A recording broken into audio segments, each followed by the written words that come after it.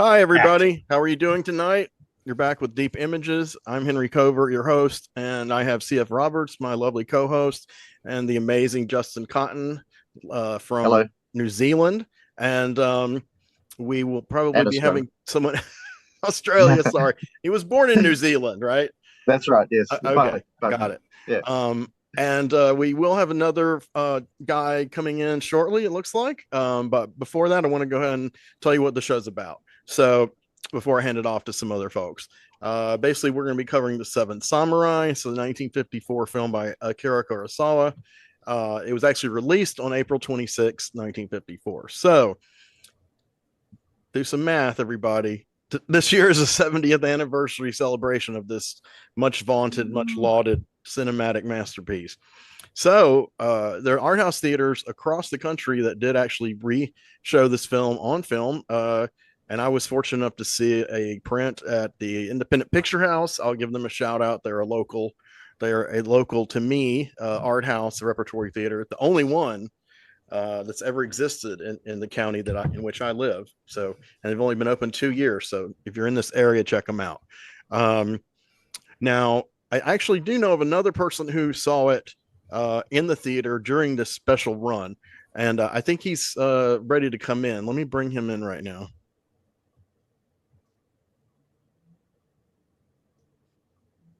It should be mere seconds, I promise.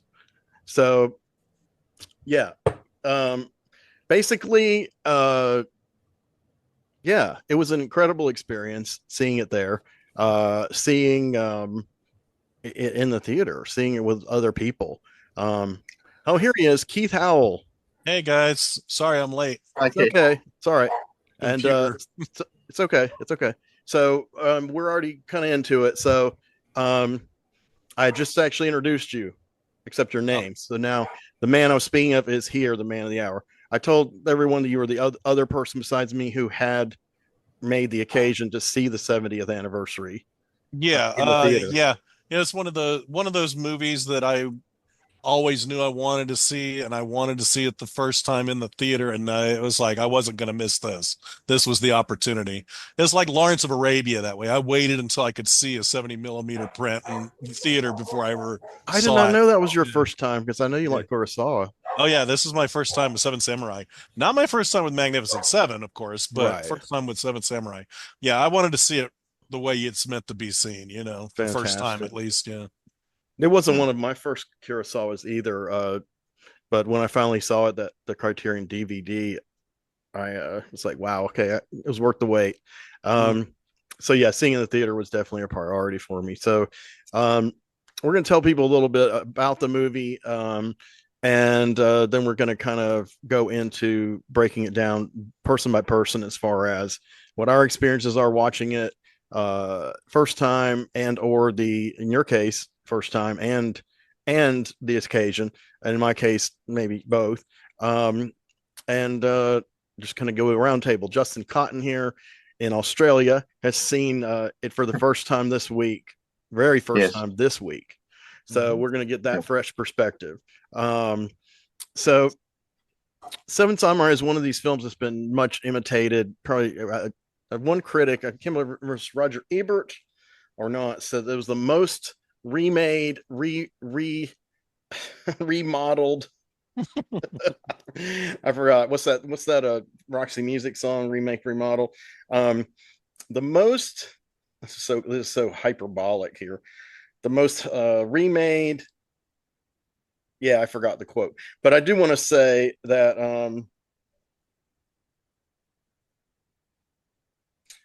a little bit about the movie. So I was going to mention the fact how influential it is, and a lot of that is due to the fact that it was remade as the Magnificent Seven in 1960 by Americans, and it's since been remade or kind of reconfigured a few times. The Guns of Navarone, Battle Beyond the Stars, A Bug's Life, go figure, Hey, and even some.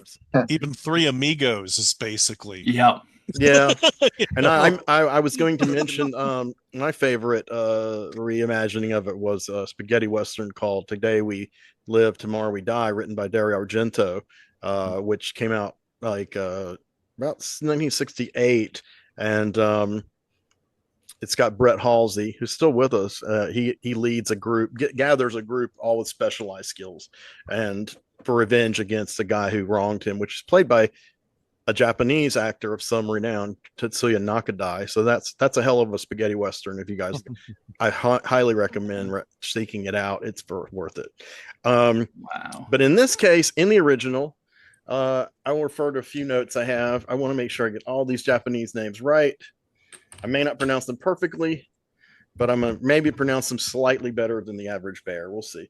So, yeah, as I said, opened April 26, 1954. So we're on to the 70th anniversary. And it was originally, the name in Japanese is Shit. I reversed this too. Shishinin no Samurai. And it's written by Kurosawa and these two cats, Shinobu Hashimoto and Hideo Oguni.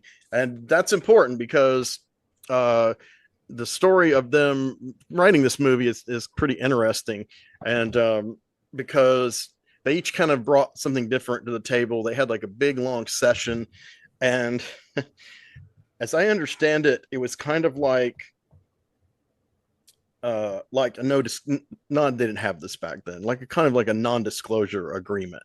So essentially, during the 6-week script writing process, the screenwriters were not allowed visitors or phone calls at all. So 6 weeks, I'd say it was worth that time.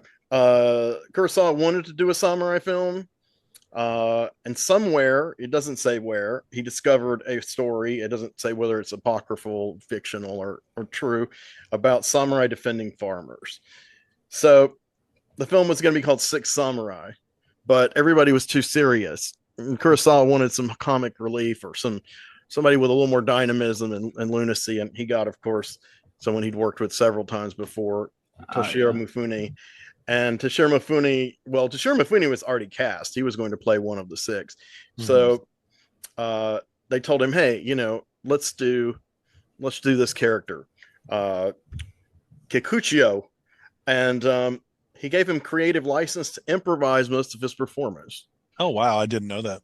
Yeah, I didn't either till today. So it says what things the writers were innovated in was what I already said, the assembly of heroic characters to perform a mission. But also, Roger Ebert speculated that the sequence introducing Kanbei, who's the leader of the group, could be the origin of the practice now common in action movies of introducing the main hero with an undertaking unrelated to the main plot, i.e. most Marvel movies.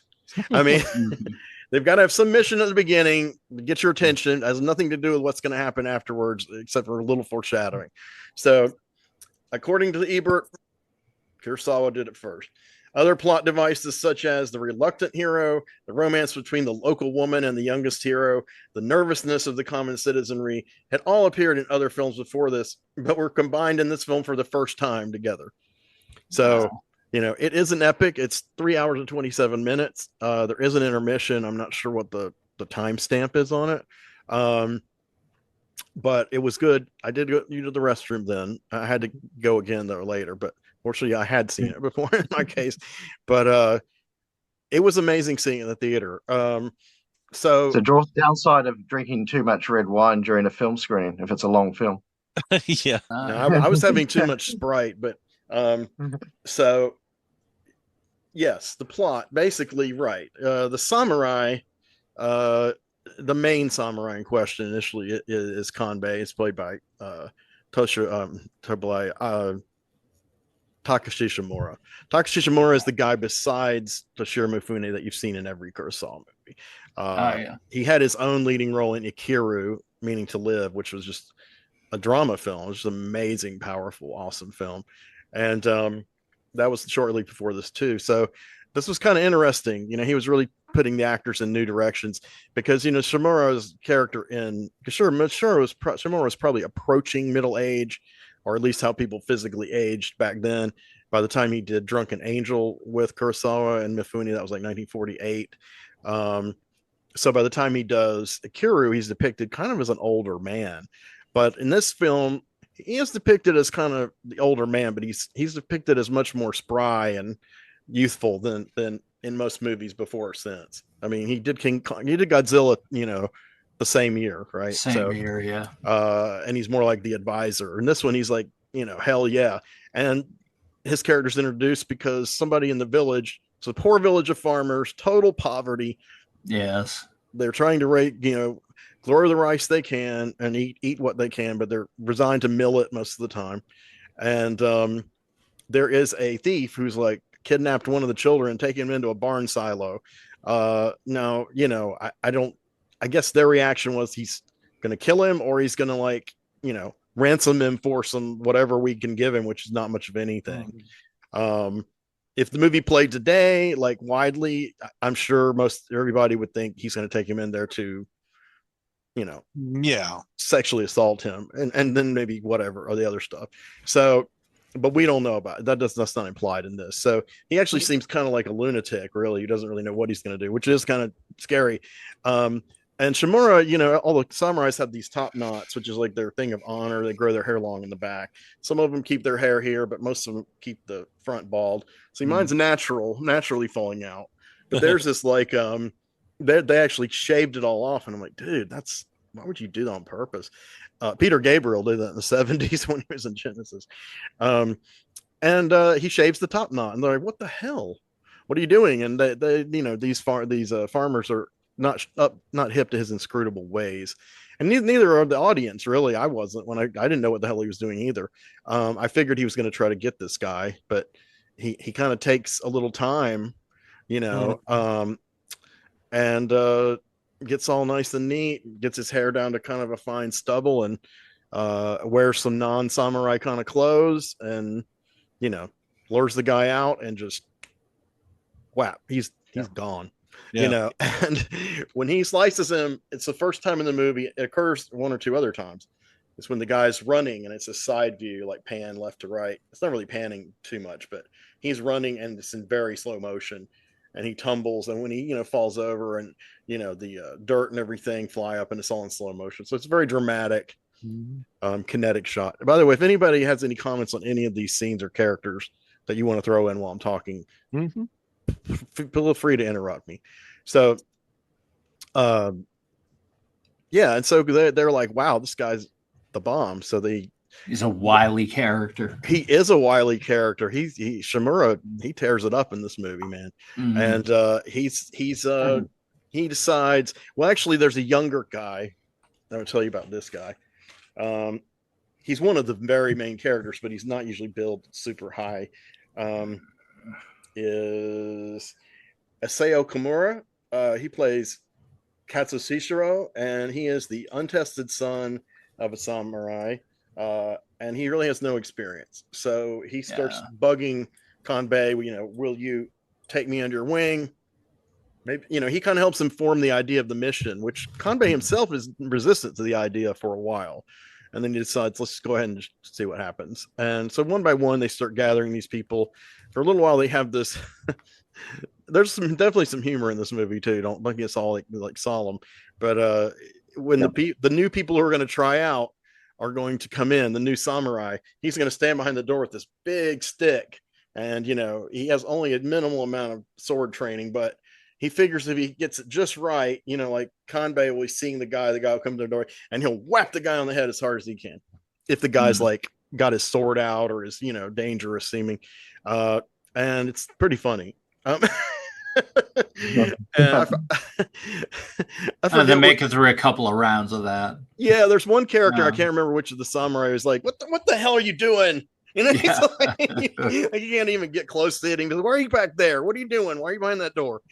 But eventually Katsushiro, he becomes kind of a real morale booster for the group, because he wants to do this mission because he's never done a mission, and he's a very compassionate guy. Chuck, do you want to go over some of the other ones? Some of the other ones. Well, Toshiro Mifune's character is also popping in and out around that time. Did they get? He's one of the last they recruit. or is he the very last they recruit? He is popping Well, out. He is popping in and out, even up. yeah, he's popping in and out, and he's worth mentioning right off the top because Sure. he's trying off and on to ingratiate himself with Kambe, and everybody just kind of looks at him like, what the hell? Because he's such a wild card. He claims to be a samurai. He carries his sword in this ridiculous manner. Well, it's because the sword is taller than him. Yeah. So he can't sheath it. And so he just comes along and he's big and he's boisterous and he's ridiculous and he makes all these wild claims. But at the same time, it's like they're just kind of blowing him off as just some Fruit Loop. And he kind of keeps coming back. He just kind of eventually gets assumed into the group because he won't leave. What were you going to say, Justin? Well, yeah, he's just relentless in trying to ingratiate himself in the group or following them. And at first, they don't want anything to do with him. But eventually, he just he does something which they say, he's now part of the group. There's some incident where he does something which I said, we now accept him into the group. But the way he's dressed even is kind of semi-naked almost towards the end of the film. And he's kind of the comic relief or the central comic relief element of the film, I think, because he's just so out there and zany. And the way that he treats he does it in a good-hearted way, I think, but the way he treats some of the peasants / villagers, the farming people, and trying to rouse them into defensive positions and kicking them in the butt. And he's a stern director. All the bombastic type sort of arms in the air type gestures he does during the film, during the many battle sequences. I wonder if Kurosawa did that to them while they were filming. But anyway, sorry. That's funny that you mentioned that about the farmers because, we don't know his origin story until maybe 2/3 through the movie. Yeah. And and he does a big speech in a serious moment where he reveals he's from a farming background. And in fact, the samurai are answerable for a lot of the grief that has befallen farmers in the past, because there's obviously good and bad samurais. Yeah. It just happens that these are good ones who are trying to protect the farmers from bandits who are planning to steal their harvest. And so at that point, they feel bad for basically giving this character a hard time. But yeah, he's certainly a notable one of the three very high profile characters, I think, in the film.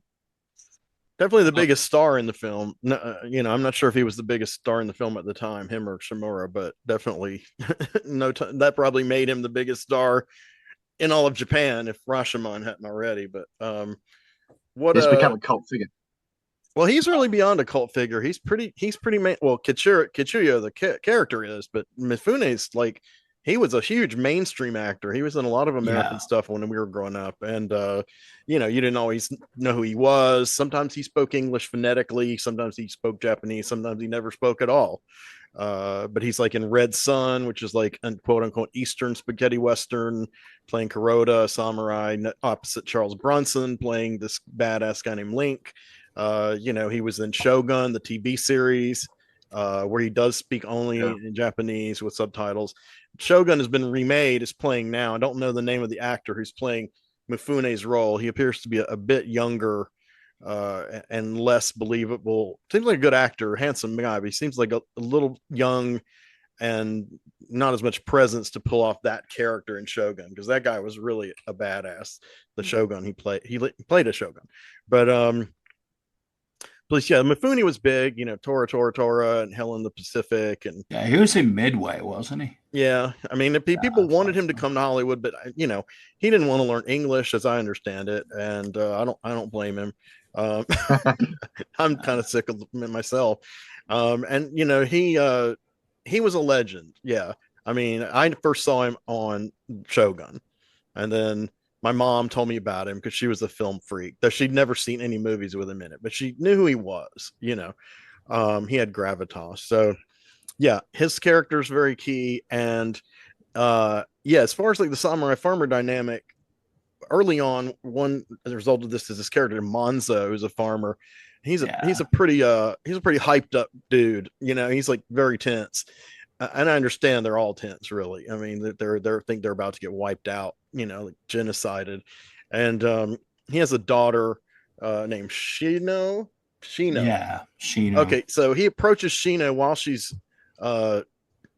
just finished bathing, getting dressed, and I was like, oh no, are they gonna have like this kind of theme here? The father's eavesdropping on the girls bathing, and she is very fetching, but she's got very long hair, and he's like, you've got to cut your hair. The samurais will come here and rape you. That's just so she's got to disguise as a boy, which is a huge common trope in Asian films across the board in the old days. So it is funny because I didn't start with Yentl, folks. And Yentl was a pale imitator. I'm thinking Ching Pei Pei and Come Drink With Me. It's like, really look at Ching Pei Pei, and even with her hair up in a hat, you really thought she was a boy, man. But same in this case, but her character's not. She's kind of in the shadows anyway. But like, just in case the samurai doesn't take notice of her, we don't want that to happen.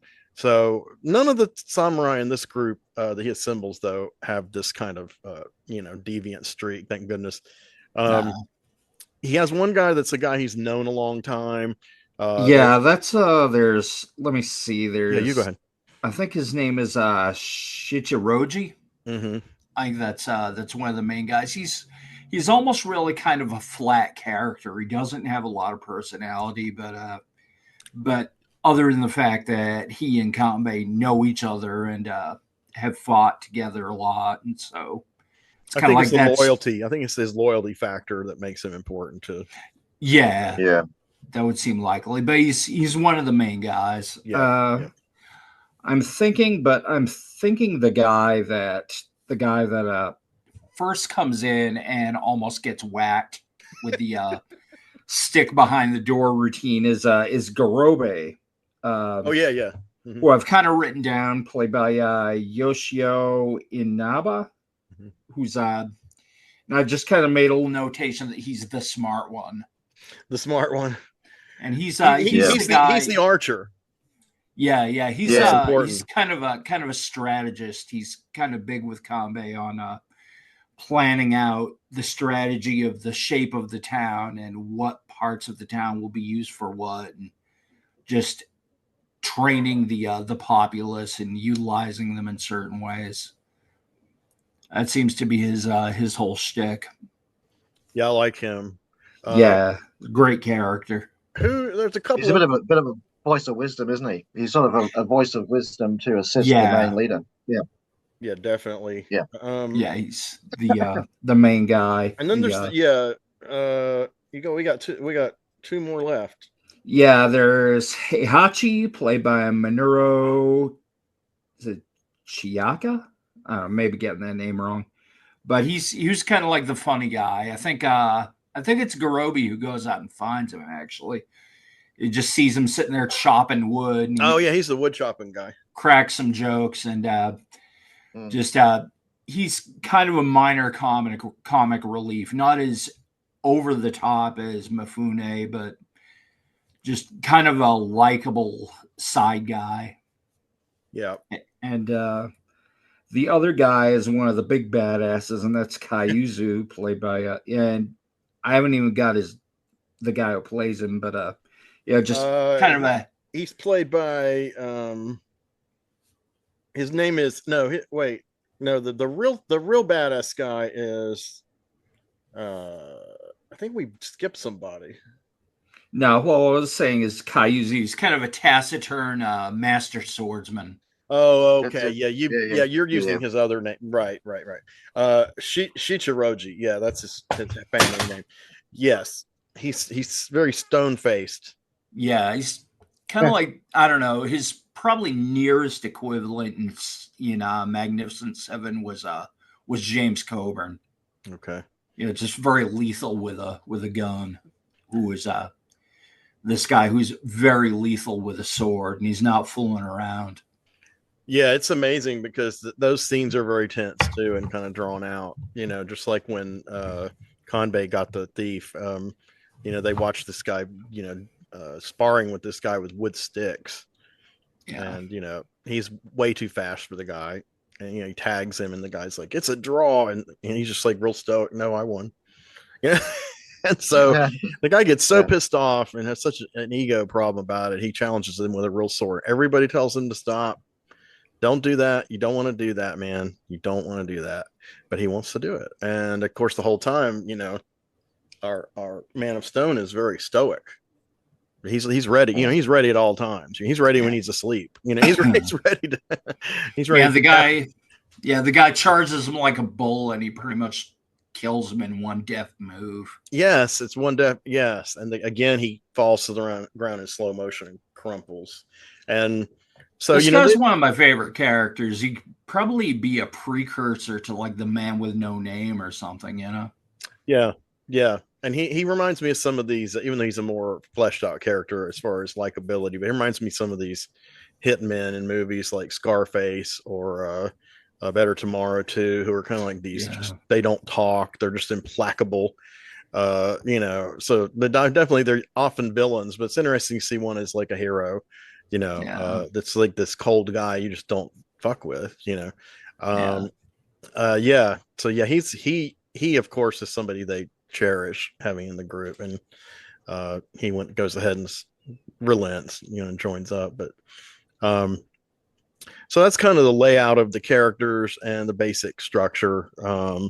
And of course there's a long period where there's a lot of, you get to know the characters. This movie kind of breathes. It has a lot of room to breathe, And I feel like they there's a lot of scenes. Some people would call them slow or extraneous. Of course, that they probably shouldn't be watching this movie anyway. But there's just basically, it's very beautifully shot in black and white, gorgeous cinematography. Very high contrast, chiaroscuro like stuff, and he's just Kurosawa's just on it. And I've really there's another character who's kind of important. The very last character is Rikichi, who's like he's the first character, one of the first characters we see. He's a young guy, and he's got his head shaven on top, and he's a villager, and he's the one who's like desperately imploring this to happen.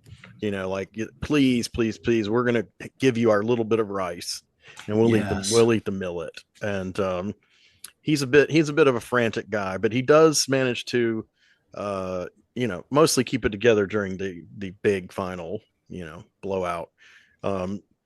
There's also an old man. I wrote his name down because I didn't know the character's name.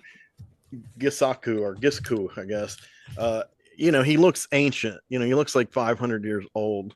And one of the early great shots in the movie is this close up of him. It's incredible lighting, and he's got this kind of gummy, like he has no teeth, and he's like the patriarch of the village, I guess, the wise man. They consult. So he's kind of a fun, inadvertently or possibly purposefully humorous character sometimes. The thing he says at certain times. In a lot of the case with these, a lot of these, even the extraneous kinds of characters, their stories kind of unfold. That goes for some of the samurai, but it also goes for a lot of the villagers, where it's like with Rikishi, he's desperate to get these samurai, and you find out why. And it's kind of like same way with Toshiro Mifune, his character. A lot unfolds about him. Yeah, the stuff Justin was telling us his love story. Sorry, he was telling us. Sorry, Kikuchio's origin story. Kikuchio, and of course there's just a lot of stuff. Yeah, like Sheena is not just there for the haircut thing. She's the love interest in the movie. She's the and I don't consider it an obligatory love interest. I mean, but it's our man, the young guy, and again, I'm trying to remember all these names over and over. Katsushiro. So Katsushiro and her, they kind of start having these little stolen moments, and really not much happens except gazing into each other's eyes and just comforting, talking. I think they eventually make out at some point, but I don't think we see it, but it's strongly implied. But and Dad's fucked up about it, of course, when he finds out. But what are you gonna do? So it's come on, man. He's a young guy with hormones. Keith, Well, that was quite over the top, that scene, wasn't it? Because that's right near the end of the film, just before the final battle. So it's the night before the final battle, and right? it's when they finally yes, do. Katsushiro and Shino do finally get together, as you say, strongly implied. Mm. But it's discovered by the father, and oh yeah, they do effectively, more. They do more than kiss because they're there the whole most of the night. Mhm. yeah. Yeah. So Oh yeah, they banged it out. and and They both effectively the lost. father. I bet they both Yeah, lost their they both. virginity. Yeah, yeah, Pretty, yeah. pretty, Yeah. pretty. And there's some sort of issue about a class thing where if you're from a samurai family, you should not be with a daughter of from the farming community. So the father's very kind of barbaric and almost beats her as a result. And Yeah, that's horrible. That's quite a heavy scene, actually. But yeah, that's pretty um, rough scene. but the other samurai basically say, well, why are we seeing love between two people as a problem? And someone else says, well, this is the kind of thing that happens with the tension before a battle in any case, You don't know if and you're then going it's to on live, so you don't know if you're going to live. might as And well that's go kind of for what they say, actually. The two young lovers, they kind of say, well, are you going to survive this battle? And he says, it's not for me to say. I can't say that, So that's, I think that scene and that whole storyline between those two characters work quite well. Yeah, it's fantastic writing all through the movie. So we're going to go ahead and wrap up this part one of our look at Seven Samurai, and we're going to be back with part two very soon. Thanks for watching. I've got CF Roberts. I have Justin Cotton. I have the awesome Keith Howell, and we're all here. And we will be back very shortly with more. Thank you for watching. Oh, and by the way, like and subscribe. It really helps us out with the algorithms. What more can I say? Have a good night.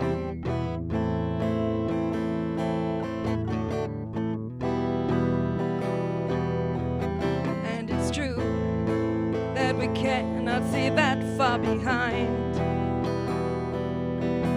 If we looked all the way in the past, we'd go blind.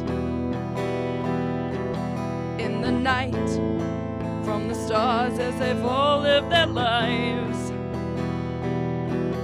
and the light that they gave as they burned and then died.